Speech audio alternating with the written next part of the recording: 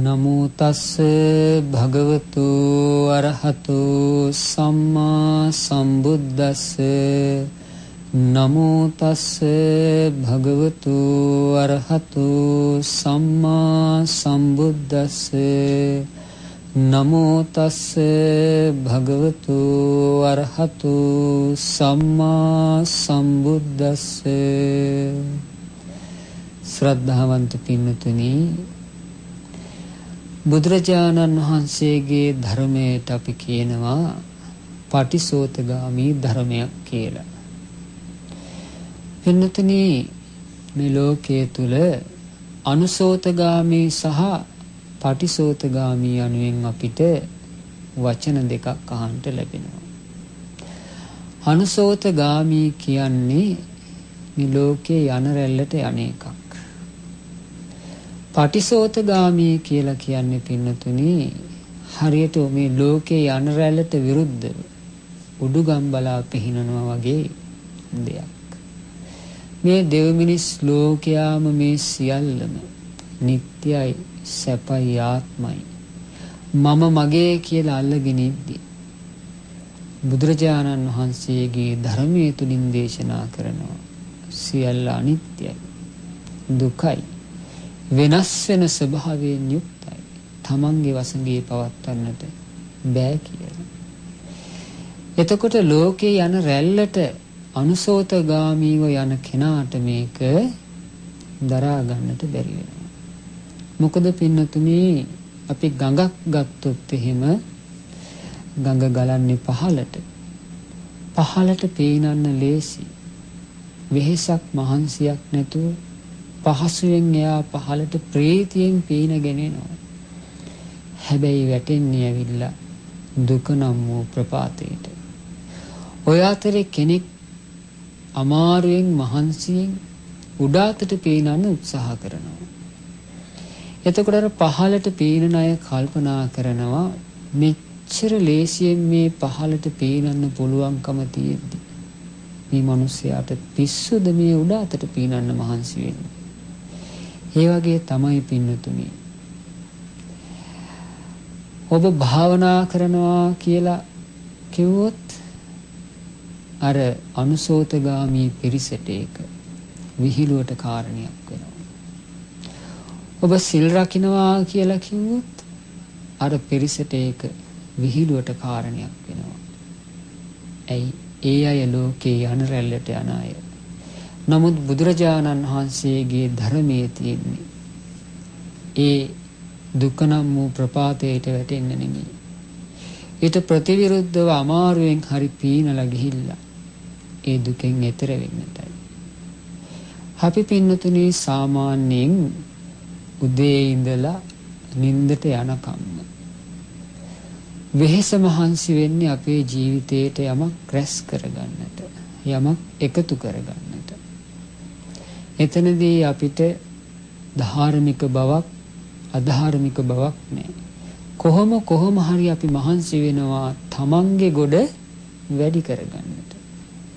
මොකද අපි හිතනවා ගොඩ වැඩි වෙන තරමට ජීවිතේ සැපවත් කියලා. අපි හිතනවා රැස් කරන තරමට ජීවිතේ සැපවත් කියලා. නමුත් කල්පනා කරලා බලන්න, ඔය රැස් කරගත්ත දේ වැඩි වෙච්ච තරමට, ඔය ගොඩ වැඩි වෙච්ච තරමට ඒත් එක්ක ඒවා ආරක්ෂා කරගන්න බය, තැති ගැනීම ඔබේ ජීවිතය තුළට ඇවිල්ලා නැද්ද? බලන්න පින්නතුනි, බුදුරජාණන් වහන්සේ දේශනා කරනවා රැස් කරලා නෙමෙයි, අතහැරලා සතුටු වෙන්න කියනවා. අතහැරීමෙන් සැනසීම ලැබෙන්නේ කියනවා. ලෝකයක්ම රැස් කරලා සතුටු වෙන්න මහන්සි වෙද්දී බුදුරජාණන් වහන්සේ දේශනා කරනවා අතහැරලා සතුටු වෙන්න කියනවා.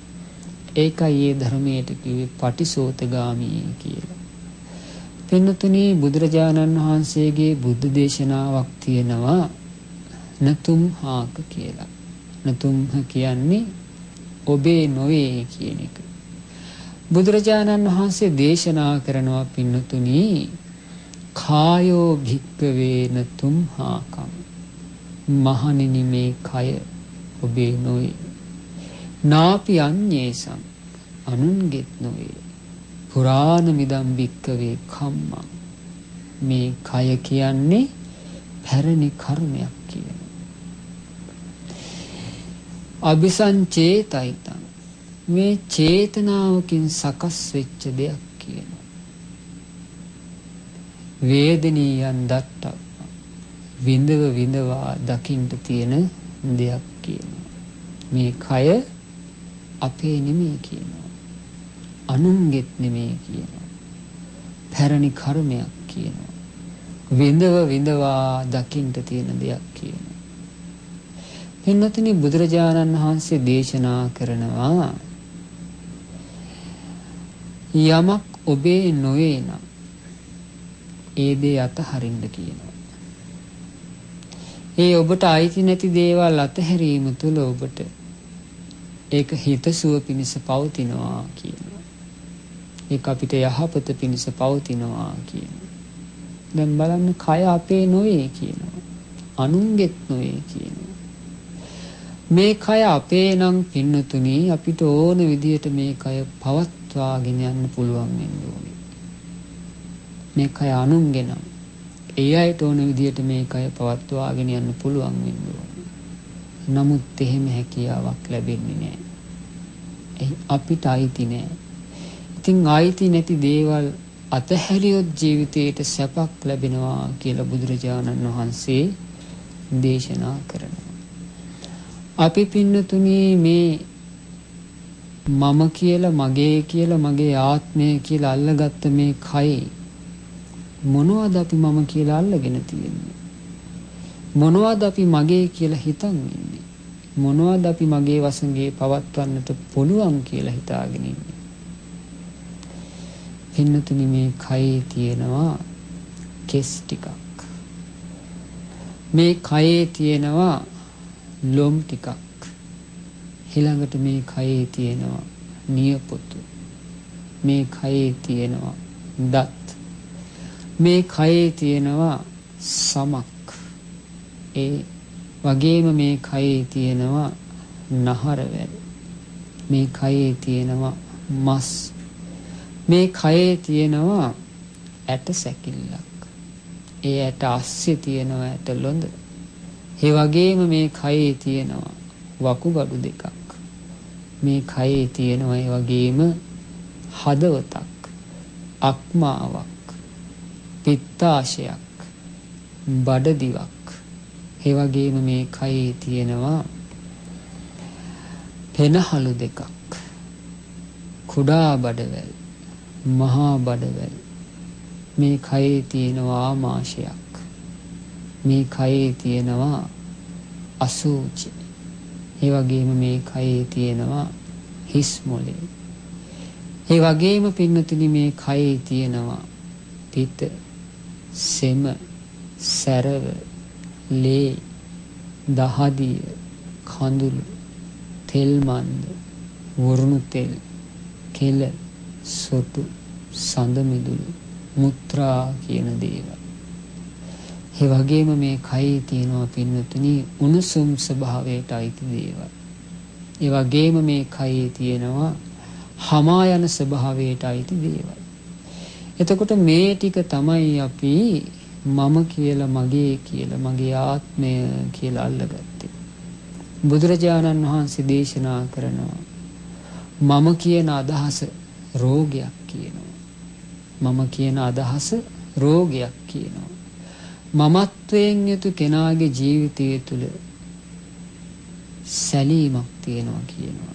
කම්පනයක් තියෙනවා කියනවා. ඇයි ඒ මමත්වයෙන් අල්ලගත්ත දේ වෙනස් වෙලා යන නිසා. එතකොට මේ ශරීරය බුදුරජාණන් වහන්සේ ප්‍රධාන වශයෙන් කොටස් 4කට බෙදනවා. පඨවි, ආපෝ, තේජෝ, වායෝ කියලා.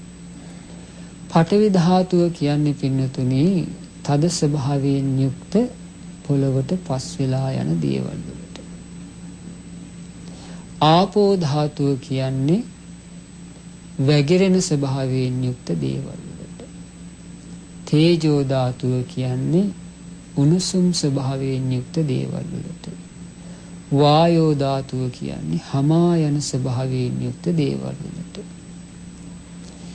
එතකොට මේ කයේ කොටසක් පොළවට පස් වෙලා යනවා.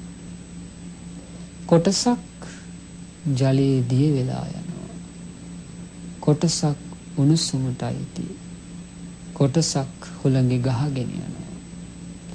එහෙනම් පොළවට අයිති, ජලයට අයිති, උණුසුමට අයිති, හුළඟට අයිති දේයක් තමයි අපි මේ මම කියලා, මගේ කියලා, මගේ වසඟේ පවත්වන්න උත්සාහ කරන්නේ. අයිතියක් නැති දෙයට අපි අයිතියක් කියන්නේ යනවා පින්නතුනි. කවදාවත් එහෙනම් මේ ජීවිතේට සැනසෙල්ලක් බලාපොරොත්තු වෙන්න පුළුවන්ද? එතකොට හිතලා බලන්න මේ ඔළුවේ තියෙන කෙස් ටික අපිට ඕන විදිහට අපේ වසඟේ පවත්වන්න පුළුවන්ද? මේ කෙස් හැමදාම එකම විදිහට තියනවද? මේ කෙස් සුදු වෙනවා, ගැලවිලා වැටෙනවා. එහෙනම් අපේ වසඟේ පවත්වන්න බෑ. ඒකයි කිව්වේ මේ කය ඔබේ නොවේ කියලා. මේක අනුන්ගේත් නොවේ කිව්වා. එහෙමනම් අපිට පුළුවන් කමක් තියෙන්න ඕනේ වෙන කෙනෙක් ලවා මේ කය ආරක්ෂා කරගන්න. ඒකත් බෑ. ඒකයි කිව්වේ පැරණි කර්මයක් කියලා. විඳව විඳවා දකින්න තියෙන දෙයක් කියලා. එහෙනම් මේ ශරීරයේ තුල තියෙන මේ ඇත්ත ස්වභාවය ඔබ අවබෝධ කරගත්තොත් අනිදාට ඔබට මේ කය අතහරින්න පුළුවන්කම ලැබෙනවා.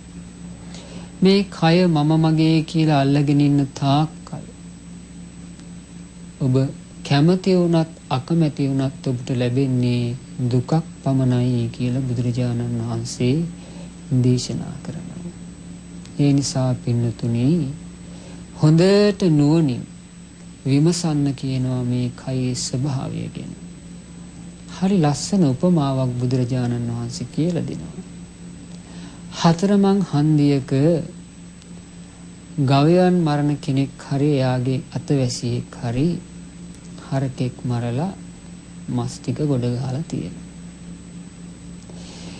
එතකොට ඒ මස් විකුණන කෙනාගේ හිතේ අදහසක් නැහැ හරකෙක් විකුණනවා කියලා.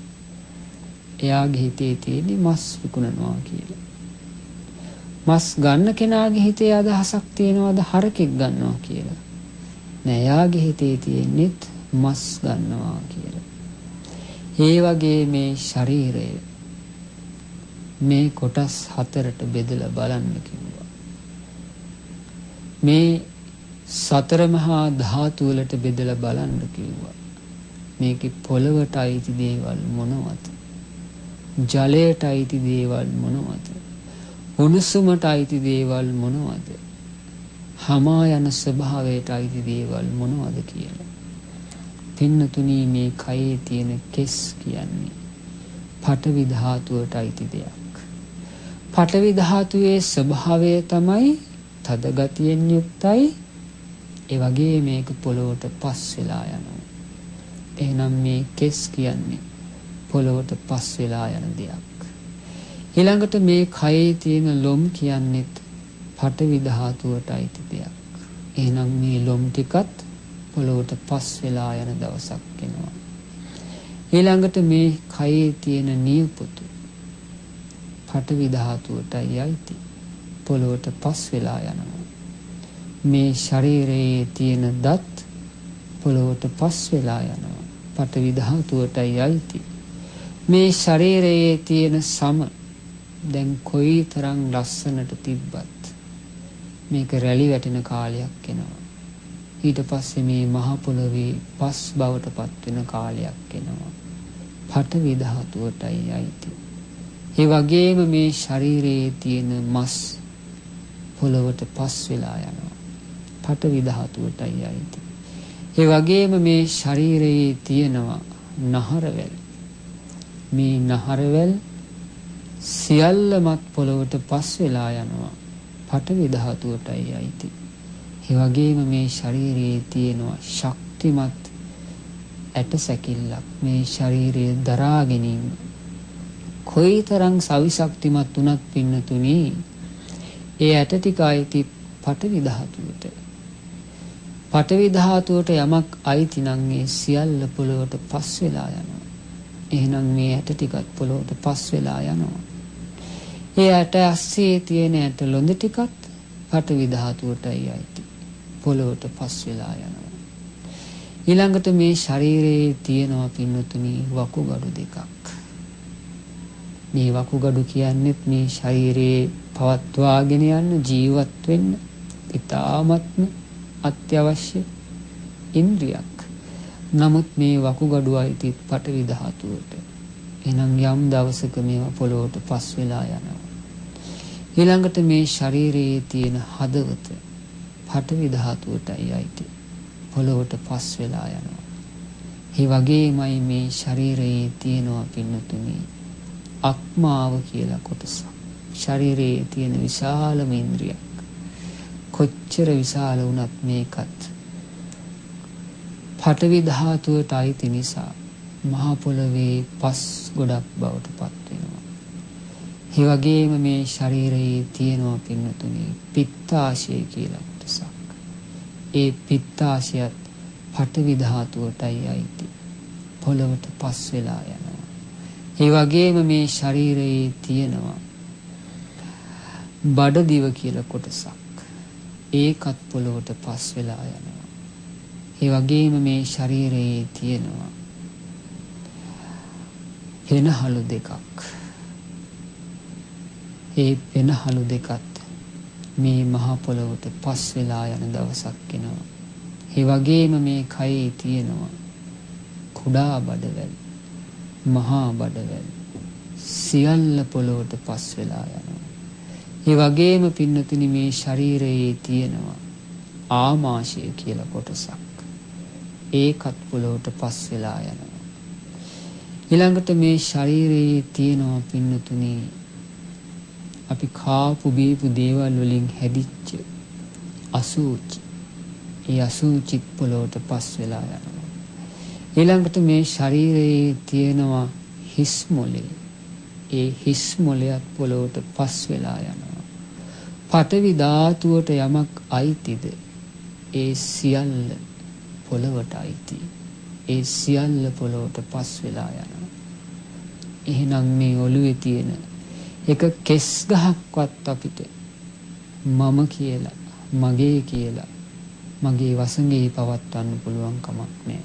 ඇයි? අපිට අයිති නෑ පින්නතුනි. මහ පොළොවටයි අයිති. ඒ වගේම මේ කයේ තියෙනවා පින්නතුනි පිත කියලා කොටසක්. වැగిරෙන ස්වභාවයෙන් යුක්ත දෙයක්. ඒක වතුරේ දිය වෙලා යනවා. මේ කයේ තියෙනවා සෙම වතුරේ දිය වෙලා යනවා. මේ කයේ තියෙනවා සැරව වතුරේ දිය වෙලා යනවා. ඒ වගේම මේ ශරීරයේ පුරාවටම තියෙනවා ලේ, රුධිරය වතුරේ දිය වෙලා යනවා. ඒ වගේම මේ ශරීරයේ තියෙනවා දහදිය වතුරේ දිය වෙලා යනවා. ඒ වගේම පින්නතුනි මේ කයේ තියෙනවා තෙල් මන්ද කියලා જાතියක්. මේදේ කියලා කියන්නේ ඒකත් වතුරේ දිය වෙලා යනවා. ආපෝ ධාතුවටයි අයිති. ඒ වගේම මේ ශරීරයේ තියෙනවා පින්නතුනි වරුණ තෙල් කියලා જાතියක්. සමහරක් වෙලාවට දහදියත් එක්ක අපිට සමමතු පිට දැනෙන ඇලෙන ස්වභාවයක් තියෙන්නේ. ඒක තමයි වරුණ තෙල් කියන්නේ. ඒකයිති ආපෝ ධාතුවට වතුරේ දිය වෙලා යනවා. ඒ වගේම මේ ඇස් දෙකෙන් ගලන කඳුළු, නහයෙන් ගලන සුටු, කටේ තියෙන කෙල, ඒ වගේම මේ ඇට සංදි අස්සේ තියෙන සඳ මිදුළු, මුත්‍රා කියන මේ සියල්ලයි ආපෝ ධාතුවට. ආපෝ ධාතුවට අයිති සියල්ල කොයිතරම් අපි ආරක්ෂා කරන්න උත්සාහ කරත් වතුරේ දිය වෙලා යනවා පින්නතුනි. එහෙනම් අපිට අයිති නැහැ. ජලයටයි අයිති. නමුත් මේ ජලයට අයිති දේ අපිට අයිති කරගන්නට යනවා. ඒ නිසාම අපි දුක් දුම්නස් විඳිනවා. ඒ වගේම පින්නතුනි මේ ශරීරයේ තියෙනවා උණුසුම් ස්වභාවයෙන් යුක්ත කොටස් 4ක්. ඒවට කියනවා තේජෝ ධාතුව කියලා. මේ ශරීරයේ තියෙනවා ශරීරයේ දවන උණුසුමක්. ඒ වගේම මේ ශරීරයේ තියෙනවා ශරීරයේ තවන උණුසුමක්. ඒක වැඩි වුණාම තමයි අපි කියන්නේ උණ කියලා. ඒ වගේම පින්නතුනි අපි මේ කන බොන දේවල් දිරවන්නත් මේ ශරීරය තුල තියෙන උණුසුමක්. ඒ වගේම දවසින් දවස අපිව ජරාවටපත් කරවන්නෙත් වයසට යන්න උපකාරී වෙන්නෙත් මේ ශරීරයේ තියෙන උණුසුමකින් කියනවා. මේ විදිහට මේ ශරීරයේ තියෙන උණුසුම් කොටස් 4ක්, තේජෝ ධාතු කොටස් 4ක්. ඒ වගේම මේ කයේ තියෙනවා පින්නතුනි වායෝ ධාතුවට අයිති කොටස් ටිකක්. උගුරට එන වාතය තියෙනවා. ඒක හුළඟේ ගහගෙන යන දෙයක්. ඊළඟට අදෝගමා වාතය තියෙනවා. පිටුපසින් යන වාතය හුළඟේ ගහගෙන යනවා. ඊළඟට මේ කුස තුල තියෙන වාතය තියෙනවා. ඒකත් හුළඟේ ගහගෙන යනවා. ඊළඟට මේ ශරීරයේ සෑම තැනම තියෙන වාතයක් තියෙනවා. ඒකත් හුළඟේ ගහගෙන යනවා. ඒ වගේම පින්නතුනි මේ කය තුල තියෙනවා ආස්වාස ප්‍රාස්වාස වාතය. ඒකත් හුළඟේ ගහගෙන යනවා. එතකොට වායෝ ධාතුවට අයිති යමක් ඇද්ද සියල්ල හුළඟේ ගහගෙන යනවා. එහෙනම් මොනවද අපි මම කියලා, මගේ කියලා, මට ඕනේ කියලා අයිති කරගන්නට ගියේ? පොළවට අයිති, ජලයට අයිති, උණුසුමට අයිති, හුළඟට අයිති දේවල් ටිකක්. කල්පනා කරලා බලන්න මේ පොළවට පස් වෙන කෙස් ටික නිසා අපි රාග, ද්වේෂ, මෝහ ඇති කරගෙන කොයිතරම් දුක් විඳිනවද කියලා. මේ පොළොවට පස් වෙලා යන ලොම් ටික නිසා රාග, ද්වේෂ, මෝහ ඇති කරගෙන කොයිතරම් අපි දුක් විඳිනවද? ඒ වගේම මේ වතුරේ දිය වෙන දේවල් ටික නිසා රාග, ද්වේෂ, මෝහ ඇති කරගෙන කොයිතරම් අපි දුක් විඳිනවද?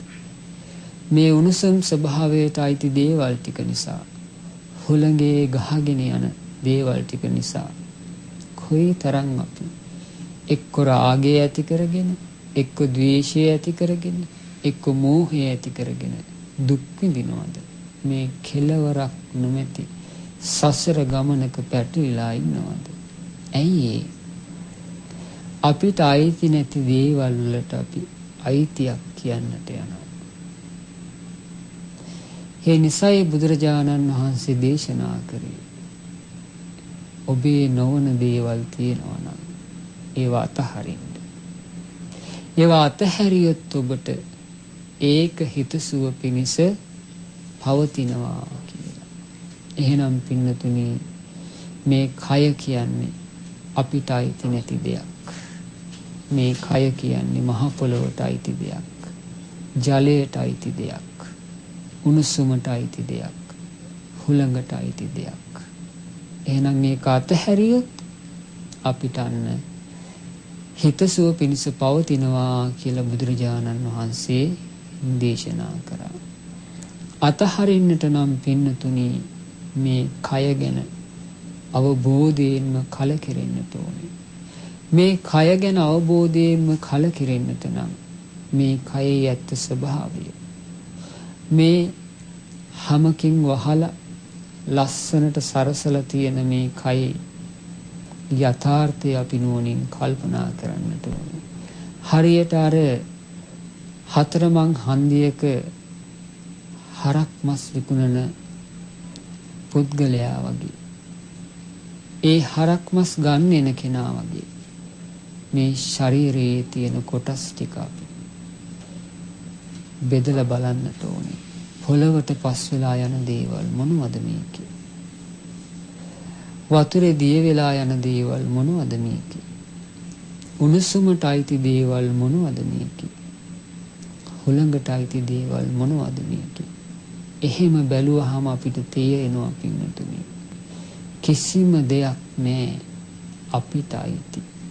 කිසිම දෙයක් නැහැ අපේ වසඟේ පවත්වන්නට පුළුවන්. කිසිම දෙයක් නැහැ අපිට අරගෙන යන්නට පුළුවන්. ඒ විදිහට නුවණින් කල්පනා කරොත් එයා මේ කය ගැන කලකිරෙනවා. මේ කය ගැන කලකිරුණොත් පින්නතුනේ එයා අනාගතයේත් කයක් ප්‍රාර්ථනා කරන්නේ නැහැ.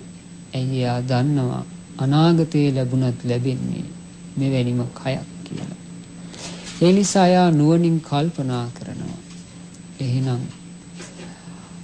මම යයි සලකන මේ කයේ තියෙන ස්වභාවයමයි මේ අනිත් අය ගාවත් තියෙන්නේ.